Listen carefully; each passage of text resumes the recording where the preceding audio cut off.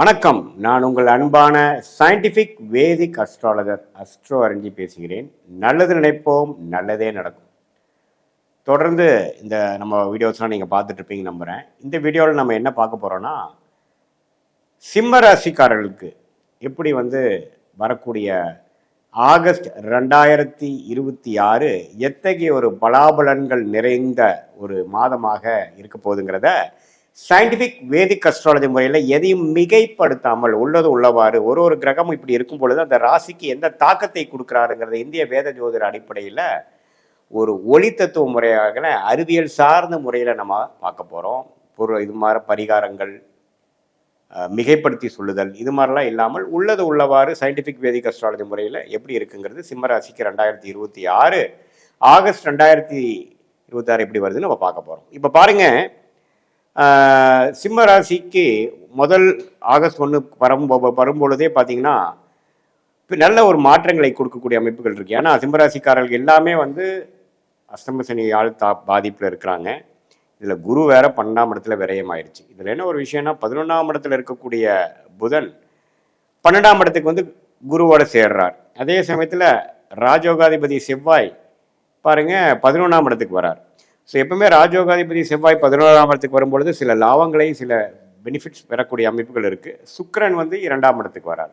So சுக்கிரன் 2ல் ராசி அதிபதியே பார்த்தீங்கன்னா குருவோட சேர்றார். ஸோ புதன் எப்படி குருவோட சேர்றாரோ அதே மாதிரி ராசி அதிபதியும் குருவோட சேர்வது ரொம்ப நல்லது. ஸோ இதுவரை கடந்த 3-4 மாதமாக மன பாதிப்பு, கிளாரிட்டி இல்லாத அமைப்பு, உடல் உபாதைகள் மேலே ஒரு பயம், வேலை மேலே ஒரு பயம், தொழிலில் என்ன நடக்குமோங்கிற ஒரு பயம், ஆட்கள் பிரச்சனைகள், அந்த மாதிரி பல அவதிப்பட்டு கொண்டு இருக்கக்கூடிய, பல பிரச்சனைகள் அவதிப்பட்டு கொண்டு இருக்கக்கூடிய சிம்மராசிக்காரர்களுக்கு ராசி அதிபதி குருவோடு சேர்றாரு பாருங்க. ஸோ அது ஒரு நல்ல நிவர்த்தியை கொடுக்குதுங்க. கிட்டத்தட்ட மாதத்தின் செகண்ட் ஹாஃப் முழுக்க உங்களுக்கு சிம்மத்துக்கு வலு பெறுகிறார். முதல் ஹாஃப் ஃபுல்லாக பார்த்தீங்கன்னா குருவோட சேர்றார். ஸோ ரெண்டுமே ஓரளவுக்கு நல்லது தான். செகண்ட் ஹாஃப் ராசிக்குள்ளேயே வரார், ஃபர்ஸ்ட் ஹாஃப் குருவோட சேர்ந்துருக்கிறார்.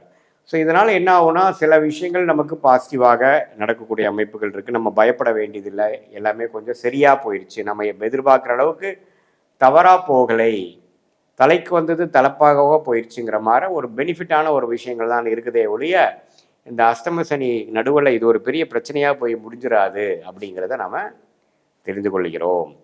எப்பவுமே பாருங்க, ராசி அதிபதி ஒரு சுபகிரகத்தின் தாக்கத்தில் இருக்கும் பொழுது நல்ல அமைப்பு இருக்கும். ராசியை குரு பார்த்தாலும் சரி, ராசி அதிபதியை குரு சேரும் பொழுதும் சரி.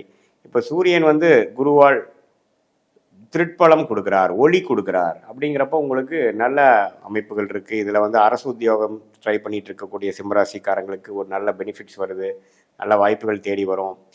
எலக்ட்ரிசிட்டி, சோலார் பவர், அது மாதிரி இருக்கிறவங்களுக்கு நல்ல ஒரு கான்ட்ராக்டு, நல்ல ஒரு பொசிஷனு, நல்ல ஒரு பெனிஃபிட்ஸ் கிடைக்கக்கூடிய வாய்ப்புகள் தேடி வரக்கூடிய அமைப்புகள் இருக்குது. அரசியல் சார்ந்த விஷயத்தில் இருக்கிறவங்களுக்கும் நல்ல அமைப்புகள் வருது. ஸோ அதே சமயத்தில் இடம் சார்ந்த விஷயத்தில் இருக்கிறவங்களுக்கு லாபங்கள் வரக்கூடிய, ரியல் எஸ்டேட் விஷயமா லாபம் வரக்கூடிய அமைப்புகள். இது வரைக்கும் பெரிய ஃபைலே மூவ் ஆகாமல் இருந்தது, ஒரே பிரச்சனையாக இருந்தது அப்படின்னு இருக்கிறவங்களுக்குலாம் பார்த்தீங்கன்னா கொஞ்சம் ஃபைல் மூவ் ஆகக்கூடிய அமைப்பு, எல்லாமே கொஞ்சம் பெட்டராக வரக்கூடிய அமைப்புகள்.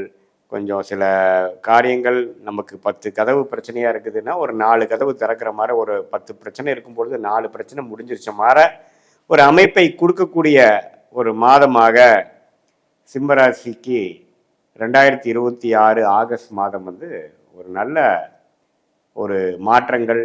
இந்த அஷ்டம சனிங்கிற ஒரு பிரச்சனைக்குரிய ஒரு டைமில் ஹெல்த்து, சீனியர் சிட்டிசன்ஸ்லாம் பார்த்திங்கன்னா நம்ம ஹெல்த்தில் பிரச்சனை பயப்படுறாங்க. மாணவர் செல்வங்கள் சிரத்தையாக படிக்க முடியல, வீட்டில் ஒரே சண்டை சச்சரவு, சோம்பேறித்தனம், அதே மாதிரி விஷயங்கள் போய்கொண்டிருக்கிறது. அதே மாதிரி இப்போது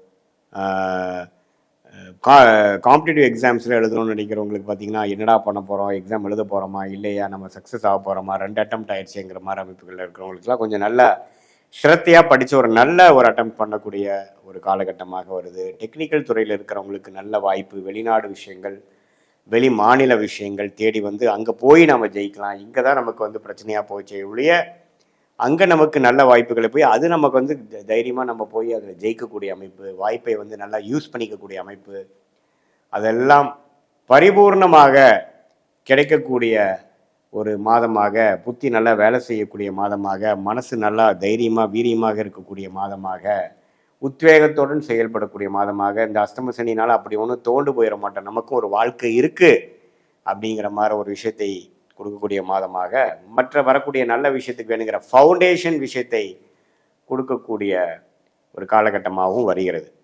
ஸோ அதனால் சனி வந்து 8ல் இருக்கிறது ஒன்று தான் நெகட்டிவே ஒழிய, மற்றபடி 2ஆம் இடத்துல சுக்கிரன் இருக்கிறது நல்லது. ஆனால் சனி பார்வை செவ்வாய் பார்வை சுக்கிரன் வர்றதுனால இந்த பெண்கள் விஷயத்தில், வண்டி வாகன விஷயத்தில் கொஞ்சம் கேர்ஃபுல்லாக இருங்க. பணம் கொடுக்குற டைமில் வந்து கரெக்டாக கொடுக்குறோமா, எது கொடுக்குறோம், கரெக்டாக ரசீத் வாங்கிட்டோமா, என்ன ஏது அப்படிங்கிற விஷயங்கள்லாம் கொஞ்சம் கேர்ஃபுல்லாக நீங்கள் பண்ணணும். ஸோ இது மாதிரி அமைப்புகள்லாம் நீங்கள் பண்ணும் பொழுது கண்டிப்பாக வாழ்க்கையில் வந்து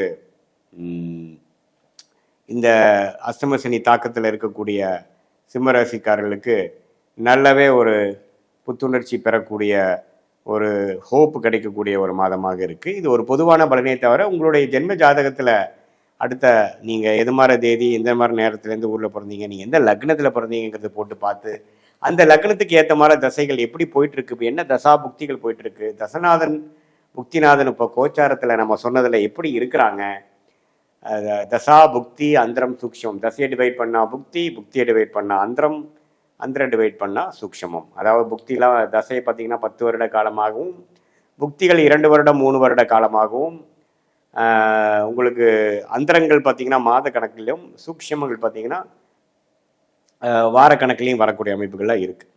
ஸோ இப்படி இருக்கும் பொழுது நம்ம நல்லாவே வந்து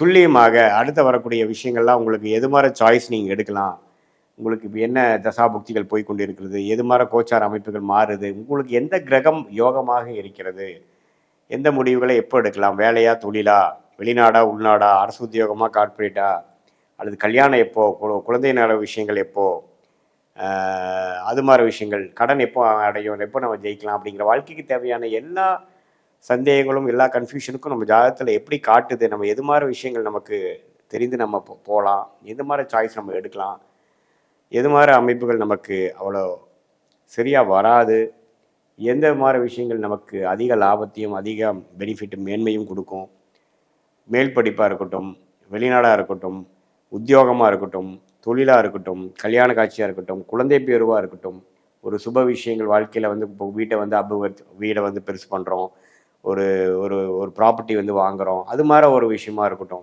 எல்லாமே வந்து காலகட்டங்கள் இருக்குது.